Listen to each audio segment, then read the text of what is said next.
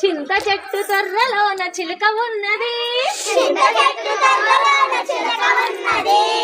తాతబోడి బుర్ర మీద పిలక ఉన్నది, చింత చెట్టు తొర్రలోన చిలుక ఉన్నది, తాతబోడి బుర్ర మీద పిలక ఉన్నది, చిలక ముక్కు తాత పిలక తీరుగున్నది, చిలక పలుకు తాత మాటలాగనున్నది, తాత కాళ్ళకున్న జోడు కిర్రుమన్నది,